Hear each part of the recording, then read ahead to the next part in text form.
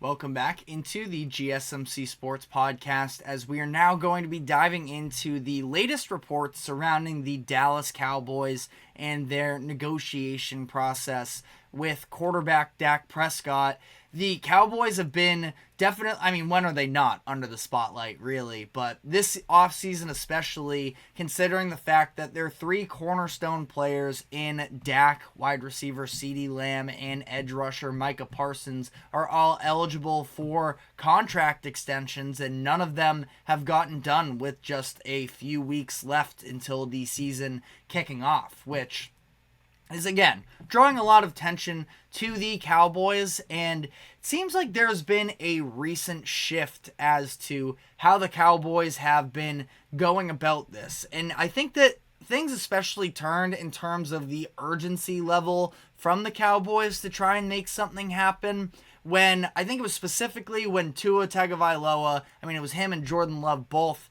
signing their new contract extensions with their respective teams for over $50 million a year annually. And it kind of feels like that set something off in the head of the Cowboys front office that, okay, this price is only going to get more expensive as time goes on here. Specifically with Dak Prescott himself, who's headed into the last year of his contract. He can't be franchise tagged next offseason, so he's going to be a true unrestricted free agent.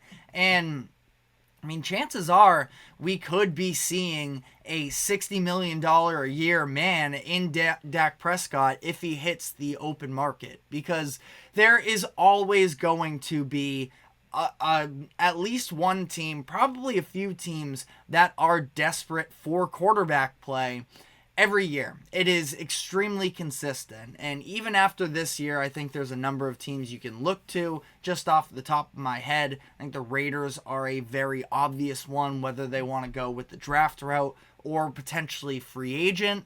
Obviously, they're trying to build up a locker room there, but you can throw the Raiders into the conversation. Don't know how much longer Aaron Rodgers necessarily has coming off of a torn Achilles going into his age 41 season. So the Jets could end up being an opening, and you can go to the Saints as well. Whatever plays out here with Derek Carr, if it's another bad year, they could be in the market. So there are just a number of teams where it's just consistent. You can feel like every team might have somewhat of a plan, but things change fast in the NFL, and there are going to be openings for Dak Prescott next offseason. So Cowboys probably not dying to get in a bidding war with another desperate team. Now, on the flip side of this, the Cowboys got Dak in the fourth round. Tony Romo, who was obviously their quarterback for 12 years, he was undrafted, if I'm not mistaken. So they've found success.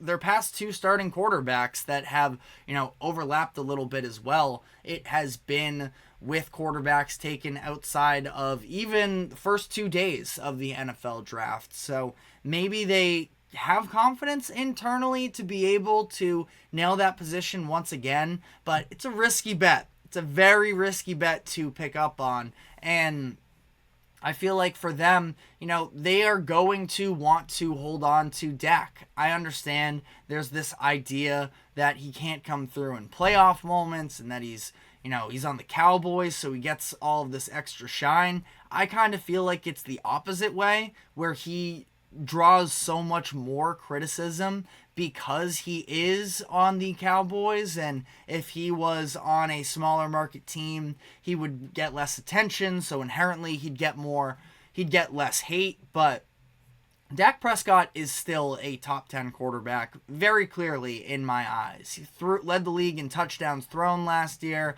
Now, he's been inconsistent, and if you want to throw the playoff numbers at me, you're not going to be wrong necessarily, because the Cowboys have been unable to capitalize on a number of very good rosters, and you feel like looking at Dak at this point as he's headed into, what is it now, his 9th season, that only 2 playoff wins is definitely not good enough. And I totally hear you on that.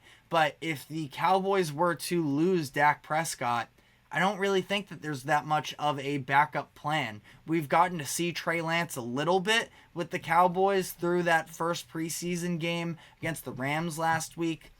I'm definitely not, selling my soul and, my top quarterback to say that, oh, well, Trey Lance, he has some potential, was drafted 3rd overall in 2021, that's our backup plan. It's a massive drop-off from Dak Prescott to Trey Lance, in my opinion, and I think this is a deal that needs to get done. And it sounds like things are headed in the right direction there from a negotiation standpoint, that they are feeling a lot better about where they're at there. It was Prescott who had a quote saying, good conversations are going on. I'll say that. Call it negotiations, conversations. A lot of good things are going there. A lot of confidence there. And, quote, I have a lot of confidence in my representation in getting something done. So I think that is the right decision for them. But obviously, and again, especially because this is almost unprecedented in the way that it's literally the Cowboys' 3 most important players, all of which, should have a number of good years ahead of them in Dak, CeeDee, and Micah Parsons, that all 3 of them are eligible at once. So it does lead to, a healthy debate of how should the Cowboys balance the priority level of getting each of them under contract.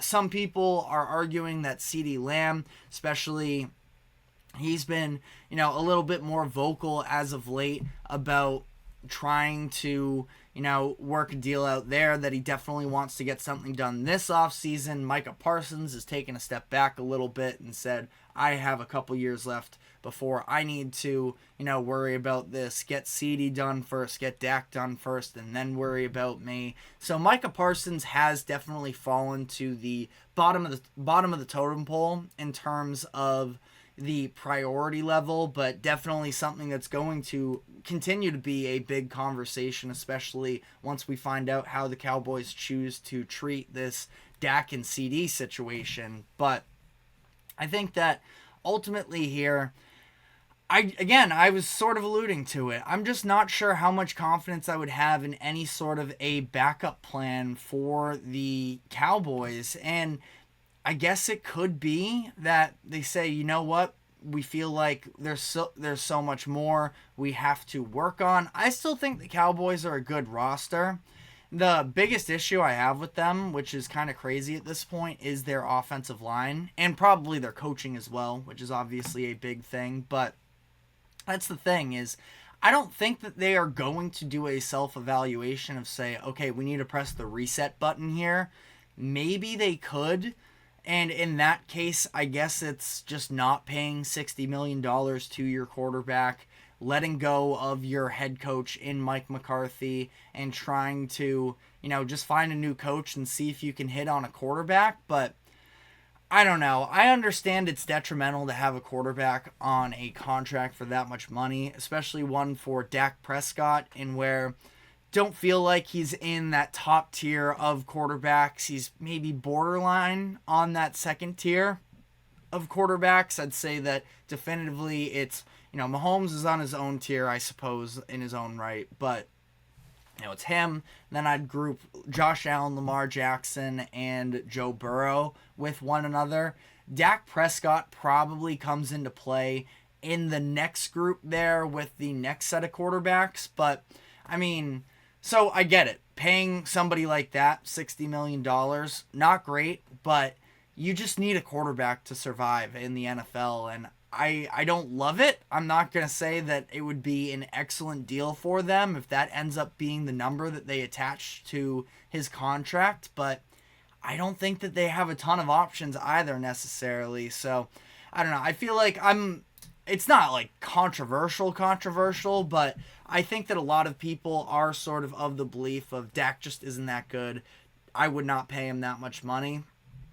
I can hear you on that, but he's been very solid when he has played full seasons for the Cowboys. He helps get them to the playoffs on an annual basis. I know that, Mike McCarthy and the rest of the team is a part of that as well. But we also saw how things sort of panned out for them in 2020 when they just weren't the same team after Dak goes down and they end up winning just 6 games. And at that point, I think it was Cooper Rush who was playing for them at that point. I could be mistaken. Cooper Rush might have been 2022.